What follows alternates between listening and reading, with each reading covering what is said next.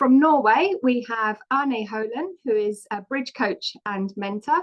She's also a social scientist and international trainer on communication and emotional competence.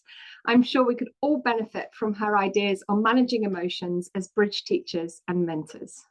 Thank you. Yes, good afternoon, everybody. Thank you for inviting me to this very interesting conference. It's my first time being here, so I'll go straight to my presentation and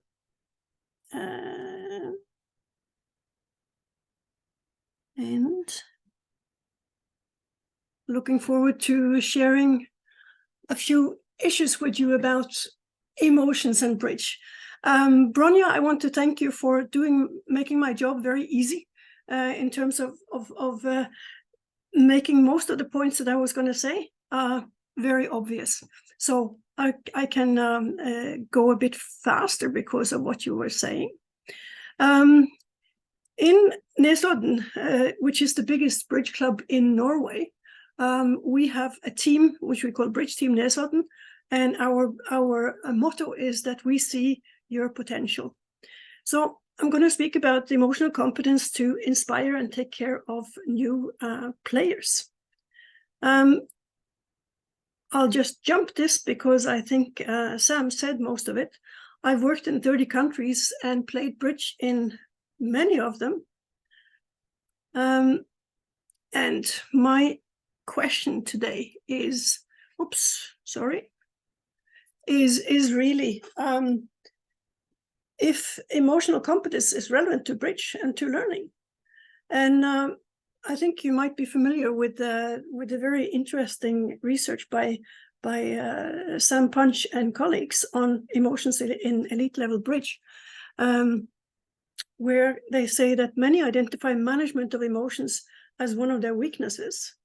And while players agree that emotions are detrimental to bridge and thus try to manage them, this is difficult to achieve in practice.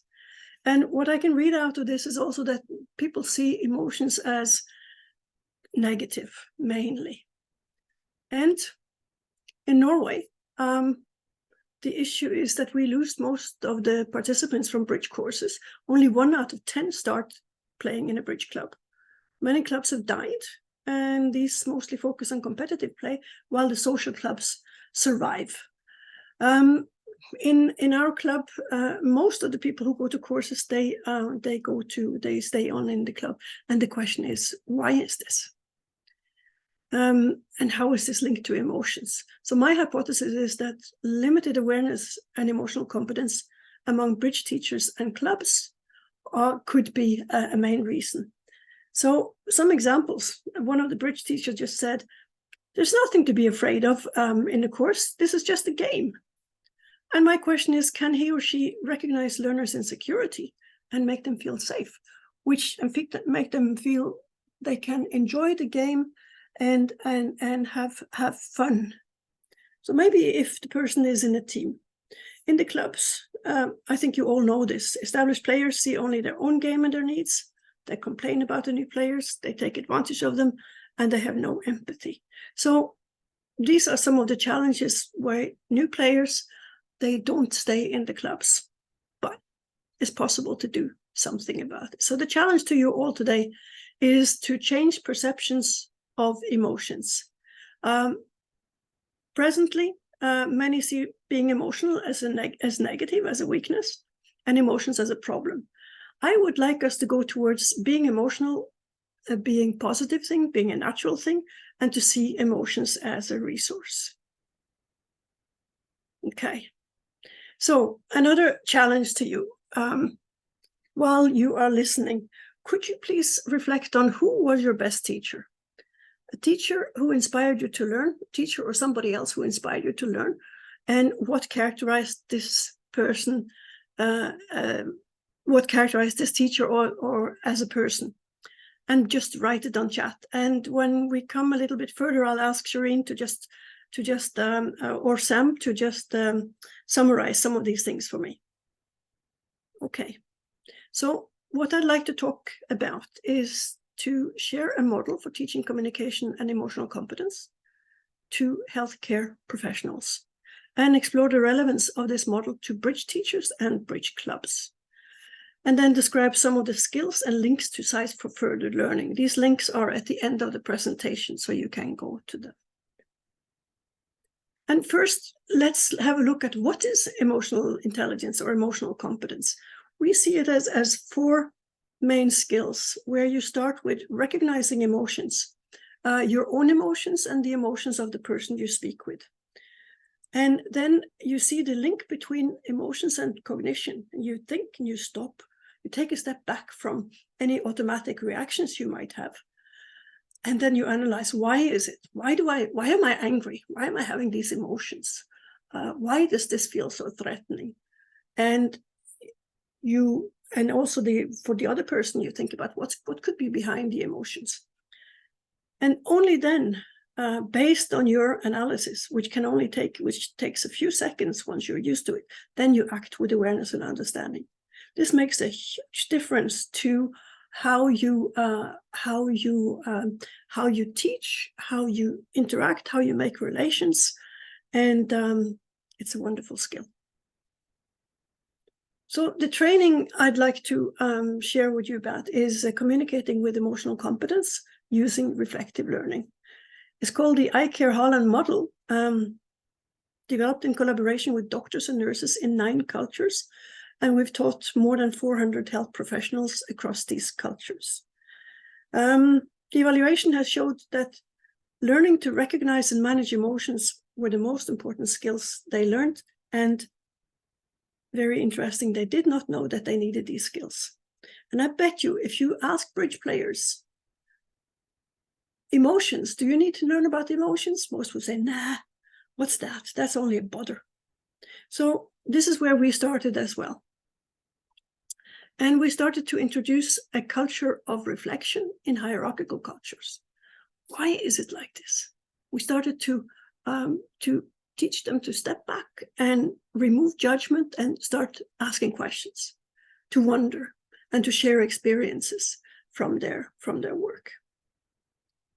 The model is reflective learning over 6 to 9 months, because changing habits takes time. The first phase is about observation and reflection of yourself and your own, how you communicate. Then a workshop, then more reflection and observation, and then a workshop. The aim is to strengthen awareness of the effect of your communication habits on the other person. What happens when you communicate in a certain way, when you use your automatic reaction, or not use them, but they come out, your automatic emotional reactions? How does the other person react? When you experience, because you're looking at it, you experience time after time that, oops, when I'm angry, the other person just closes up. I don't get any good communication. Then you start thinking, what is it about my way of communicating which is the problem? Okay, so the main changes that are happening are that they change from covering emotions with power, from judging, difficult patience, depersonalizing, neglecting them, showing anger, and creating conflict, to recognizing and acknowledging emotions, stepping back from the automatic reactions, and handle emotions with respect, and they act with awareness. They learn that emotions are contagious, and that the key to breaking this cycle of automatic behavior is awareness training and emotional competence. So some insights from the learning: stopping automatic reactions and stepping back. I think you can read these examples yourselves. The main change was strengthening awareness, stepping back. Are results different across cultures? No, which surprises many. You can also read these examples yourself. I'll stop by this example. Taking responsibility for change and not blaming others. This is a core change that needs to happen for for the health providers to communicate well with patients and colleagues. This is a healthcare provider in Kilifi in Kenya who says, thanks to this course, I've learned a lot and have broken the barriers that are hindering me to communicate effectively. I've realized that I am the problem when it comes to communication. I've decided to have a change, and that change is me. So imagine if all the players at the bridge table were saying, I'm the problem here, not you. Stop blaming the others, start asking questions.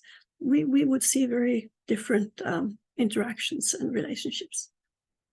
So to finalize about this model, the overall changes across the countries where strengthen awareness in all work, improve relationship. They recognize emotions and step back from wanting to blame. They take responsibility for communicating well. They give better care. There are fewer conflicts, reduced stress and burnout, and there is increased job satisfaction. So pretty powerful changes that I could obviously speak to you a long time about. But let's go to Bridge. In what way can this model and learning be relevant to Bridge? If we look at Bridge as an emotional game, as I think most would agree that it is, it's about building relations. Relations are about good communication. Good communication requires awareness and management of emotions, emotional competence, and that this needs to be learned consciously. Many are good at it sort of automatically, but when they learn the models, they become much better because they do it then consciously. New players who are insecure and nervous do not listen well and do not learn. I am sure many of you have seen that. We use a number of research findings as a basis for the course, and I'll just give you one of them. It's about the foundation for good communication. It's about attitudes and awareness.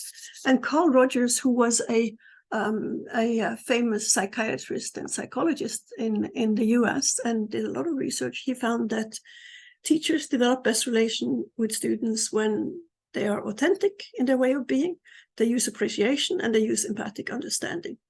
And that observation, self-observation and reflection are key methods to learn these skills. So this is what we use in the course.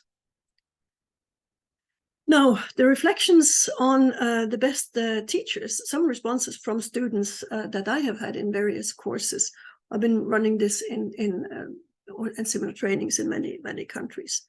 You can have a look at these here. And Shireen, would you tell me what some of the responses are on the chat about the characteristics of best teachers?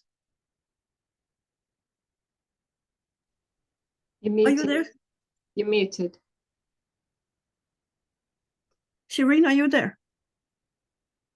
Yes, Sam's doing the Sam, are you okay to do this? Yeah, that's fine. Sorry. Okay. Just a few. We've had a flavour. We've had enthusiasm, makes me think, approachable, fun, interesting, funny, charismatic, knowledgeable, clear, supportive, fair. But there's been lots more. Okay, but thanks. But that gives us a flavour. And the question is, what do these points have in common? I think we can agree that most of them are about emotional issues. It's not about how much you know, but how you are as a person. And that's what it's about. And is this relevant to Bridge teachers? I think you would agree with me when I say, yes, it is. Because Bridge teachers are managers of emotion. And their first task is to create a safe environment for the students, welcoming them, appreciating, taking care of their insecurity, and making mistakes common, and to say that it's expected. You know, as the last speaker was saying, as Ronja was saying, this is normal. Making learning fun, and then feeding them well. This is what takes care of their physical needs as well. So these are all ways of recognizing and taking care of their emotions, and that students learn well when they feel safe, seen, and taken seriously. So About managing challenging learners, there was an excellent talk by Lynn Fry yesterday, which I really enjoyed. And our approach is, as Lynn also has, she recognizes their emotions and managed them with emotional competence. She didn't use those words, and please forgive me, Lynn, if you're here now for using those words, but that's what I think you're doing. In addition, what we do is we see what's behind the behavior. You also do that, and we see it as, for example, these difficult learners, they are insecure, they want to be seen and heard, and we see them and appreciate them and ask their cooperation for mutual learning. For example, if you take the know-it-all, I would speak to him and sorry, it's usually a him, and say, really good points that you have, and really you're such a resource for our course here. Can I ask you, for the benefit of everybody, to just keep back your points and let everybody contribute? Because, as you know, they learn better when they can speak their points. Then, usually with people who are dominating or know-it-alls, they will have their needs met as being seen as important, and they will collaborate. So this is taking care of the emotions. Another thing we have is we have junior coaches, and in addition to the main teachers who have solid experience, we have junior coaches at each table. These are pretty new players themselves. They are authentic, imperfect, inspiring, and motivating, and participants really appreciate them because they don't feel so dumb. These coaches, they bridge the gap between the beginners and themselves. I had a lot of resistance in the club in the beginning when I was suggesting this, because we're used to having very experienced bridge teachers, and I said, nah, let the new ones try. And this has been very, very successful, and I think it's because of the emotional closeness. Same thing with using teachers with limited skills who want to learn to teach. It has been very successful. They have a natural empathy with the new players. They remember how they themselves felt and how long it took to learn, and they can share this with the beginners, and this is really appreciated. They also recognize quickly what participants struggle with. So this requires awareness of emotions and emotional competence, and it really, I can just tell you, it works. Now, we also have our own course book, and this is speaking to students' minds and to their emotions. We have portraits of people, not only, how do you bid, but portraits of teachers, beginners, and veterans, and exercises and quizzes, and a lot more. It's built on Mickey Melander's and Janne's book, and it's an excellent book, and I think we have improved it further. Helping them identify the new ones, the new players, making them belong with, teachers sharing their passions is just examples. We also have our members who are proud to promote the club's down stands, and now in September we got 120 names, and we just started the bridge course now with more than, almost 30 new players. So it's a real bridge community out here. And finally, the challenge: when new players start in the club, we welcome and support them. They are having many emotions. They're nervous, insecure, and so on. And we take really care to welcome them and introduce them and protect them. So to sum up, can we use emotional competence in teaching bridge? Bridge is an emotional game. It's a mind sport where emotions are key before, during, and after the play. So of course we have to use emotions and get more knowledge about it. The awareness of knowledge about and appreciation for emotions is often limited in clubs. And emotional competence is a useful set of skills to make beginners feel welcome, safe, included, and cared for in the course and in the club. seeing emotions as a resource rather than a weakness is a good start. As you have seen in this presentation, we use emotions as a positive force. Using self-observation and reflection to discover patterns of how you communicate and use emotions would be useful for bridge teachers, coaches, and supporters. And this you can find in the model that I will refer you to. There are tools to do that. So I could also say it briefly. Bridge is emotional. Learning bridge is emotional. We must learn to manage and appreciate emotions to teach and maintain new players in the clubs, and possibly plan research around this. Am I still within time? That's it. Yeah, that was perfectly on time. Good. Thank you.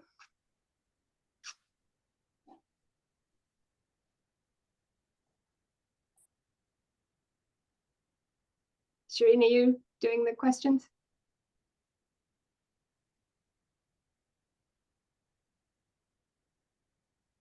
You're muted. We've got lots of responses regarding the what inspired people. Okay. There's quite a range there. I'm just trying to think. I'm not sure I actually saw any questions. Yeah, there has been. So there's one that Michael said he liked the use of in-person promotional events in shopping centres and public spaces. Was there a good uptake to bridge courses from these events? I didn't get the question, sorry. He was talking about the use of in-person promotional events in shopping centres and public spaces, and whether there was a good uptake to bridge courses from those kinds of events. Yeah, I mean, we are having a real good response in the shopping centres and outside the centres to recruit new members. I'm not sure if that was the question. Yeah, he just wondered how successful these kinds of approaches are in terms of actually new players. Yeah, we had 120 people on the list now in September, and 30 of them have started the course that we're starting now this last week and continuing tomorrow. So it's I mean, as Shireen says, there's been lots and lots of comments. People are really interested in what you're saying. I think there's been slightly fewer questions, but there are a couple. So I wondered if you could just say a bit more about if somebody does want to build their emotional competence and change how they react to their emotions, how would you recommend they go about that? I know you've touched on that, but could you say a bit more? Yeah. The model about the iCare Haaland model. If you go to the tools there, you can start with becoming aware of how you communicate. And we have, like, the first month we have 4 tasks. One is, how do you listen? What are your listening patterns? How do you listen to other people? And you follow only that for a whole week, and you see how if you listen with your mouth full of words, if you listen to understand, if you listen just so that you can get your own point put in there. And once you start paying attention to this, you get a few shocks usually, because so many people listen with their mouth full of words. So when you see this in a whole week, just as you're doing your normal work, you see this and you say, aha, maybe I should do something about this. And then next week you start asking, you start looking at how do you ask questions. And you'd be surprised at how many closed questions you're asking. You're asking questions just to get yes or no, asking very few questions that invite people to say something, or to really explore how they feel or what they think about an issue. And once you see that, you say, is this really a good way of communicating? And then the third week, you say, you look at, what do you do to hinder good communication? What do you do to help good communication? And then you look at that, and by this time you have become used to observing your communication. So you find out a whole lot of things when you do that. And the thing is, that one should start to discover what it is that you do to communicate well and to communicate not so well. You have the power yourself to do something about it. So then the next month you start with looking at the emotions. What is it that triggers you? What triggers your automatic reactions? What happens then to communication? And oops, what happens to communication is usually it goes out the window when you're triggered because you're taking over. And oops, you start thinking, is this how I want it? So, it's self-learning over time that you can use it as well. And it's fascinating when people get really amazed at that they're thinking that they're a good listener and thinking they're a good communicator. And once they start looking, they say, oops, I am not as good as I thought. Actually, I am not good at all. And it's and when you have somebody that you do this with, then you can discuss, it's even better. So doing this with a colleague and then exchanging notes, I tell you, you'll have a lot of fun and quite some insights. I'd like to ask for your advice on a different relationship, one where you're trying to convince the other people in the club. So for the moment, if you put aside the teacher to student channel of communication, what can we do to get players in the club to appreciate the needs of new players? That's came up. Yeah. And that's a very good question, because we've had that challenge. And